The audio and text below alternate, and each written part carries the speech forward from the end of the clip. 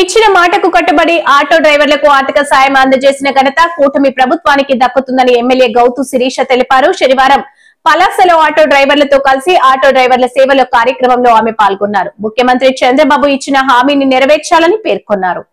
ఈనాటి కార్యక్రమానికి ప్రత్యేక ఆకర్షణగా నిలిచిన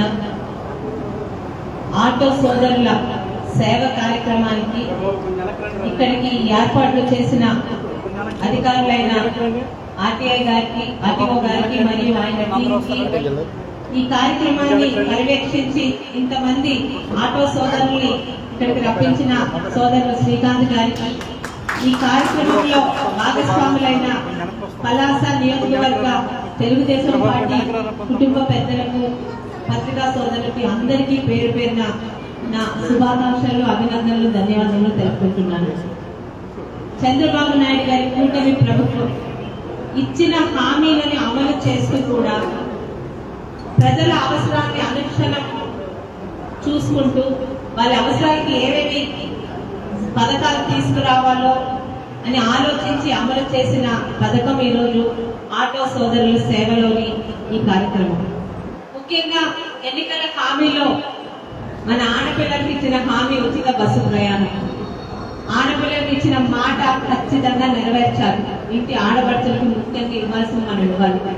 ఆ కార్యక్రమంలో ఆటో సోదరుల జీవనాధారంలో వాళ్ళు సంపాదించే దానిలో కాస్త తక్కువ అవుతుంది, మీకు ఆర్థికంగా ఇబ్బంది కలుగుతుందనే ఒక ఆలోచనతో ఈరోజు సంవత్సరానికి ప్రతి ఆటో సోదరుల అకౌంట్ లో ఆటోలు, టాక్సీలు, మ్యాక్సీలు, క్యాబ్లు ప్రతి ఒక్కరి అకౌంట్ లోని సంవత్సరానికి 15,000 రూపాయలు వేయాలన్నది చంద్రబాబు నాయుడు గారు తీసుకున్న ఒక ఆలోచన. ముఖ్యంగా ఇక్కడ చెప్పేది ఏంటంటే, అడగందే అమ్మాయిన అన్నం పెట్టదు అంటారు. కానీ అడగకుండా ఒక తండ్రి ఎలా అయితే తన కుటుంబానికి ఏంటి అవసరమో అడగకుండా పిల్లల అవసరాలు గమనిస్తూ తీరుస్తాడో, ఈ రోజు మన ముఖ్యమంత్రి స్థానంలో కూటమి అధినాయకుడిగా ఉన్న చంద్రబాబు నాయుడు గారు మనకి ఉండడం నిజంగా ఆంధ్ర రాష్ట్ర ప్రజలు చేస్తున్న అదృష్టం. ఈరోజు ఒక తెలుగుదేశం శాసనసభ్యురాలుగా చెప్పట్లేదండి, ఒక ఆడపిల్లగా, చదువుకున్న అమ్మాయిగా నా రాష్ట్రం ఆయన పడుతున్న తపన ఈరోజు రాజకీయాల్లో ఈరోజు నిల్చొని ముందుకొచ్చి పోరాటాలు చేస్తుంది. 75 సంవత్సరాలండి. ఆయనలో తపన ఎలా ఉంటుందంటే, పిల్లలు అందొచ్చారు, పిల్లలు సంపాదిస్తున్నారు, వాళ్ళ పిల్లలు వదలకుండా ఒక మధ్య తరగతి తండ్రి ఎలా అయితే తనకు ఓపిక ఉన్నంత వరకు నా కుటుంబానికి ఏదో చేసి నా పిల్లలకు నేను ఇంకా ఏదో ఇవ్వాలని తపనతో పరిగెడతారో, ఈ రోజు మన రాష్ట్ర ముఖ్యమంత్రిగా పనిచేసిన చంద్రబాబు నాయుడు గారికి మన రాష్ట్రం పట్ల, మన పట్ల ఉన్న తపన అటువంటి మధ్య తరగతి తండ్రికి ఉండే తపన. ముఖ్యంగా ఆటో సోదరులు అంటే ఈరోజు భారతదేశంలో 70% పైగా ఉన్న మధ్య తరగతి, కింద తరగతి వాళ్ళు ప్రతి ఒక్కరు ఏ ఒక్కరైనా ప్రతిసారి తన జీవితంలో ఒక్కసారన్న ఆటో ఎక్కుంటారండి. అంత మందికి నచ్చి ఆటో సోదరులు ఈ రోజు ఇబ్బంది పడకూడదు ఆర్థికంగా, మనం తీసుకునే నిర్ణయాల వల్ల ఆలోచించి తీసుకొచ్చిన పథకం. ఇదొక్కటే కాదు, గతంలో చేసిన ఆ ప్రభుత్వం చేసిన పథకాలకి ఈ పథకాలకు ఒక్కసారి మనం కూడా బేరీజ్ వేసుకోవాలి.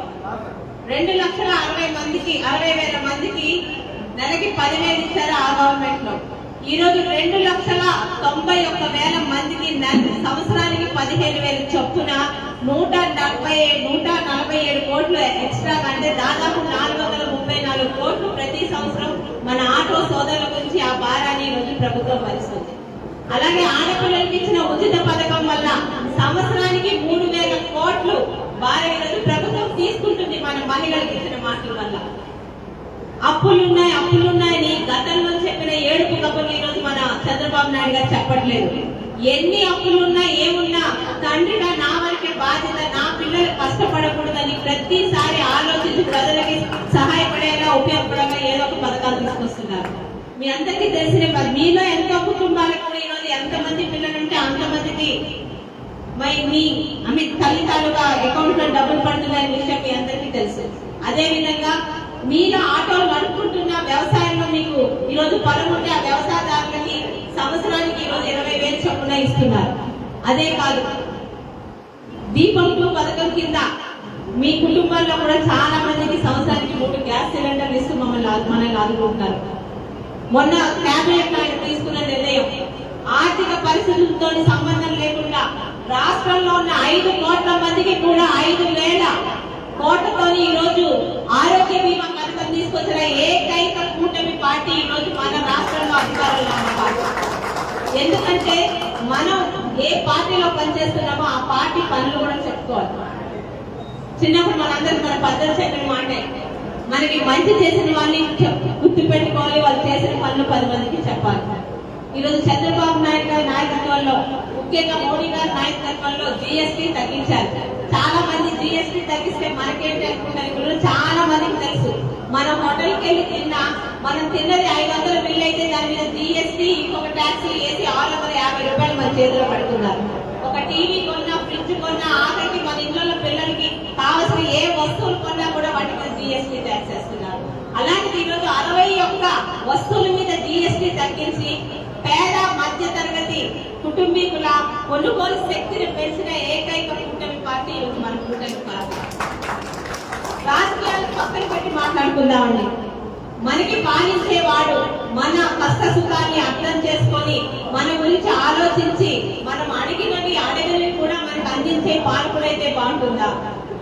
మన మీద రుచి ఆఖరికి వైన్ షాపుల్లో గత ప్రభుత్వం ఎలాంటి ఇబ్బంది పెట్టిందో, బిస్కట్ చెల్లింపులు లేకుండా డబ్బులు తీసుకొని ఎలా ఇబ్బంది పెట్టి మీ అందరికీ తెలుసు.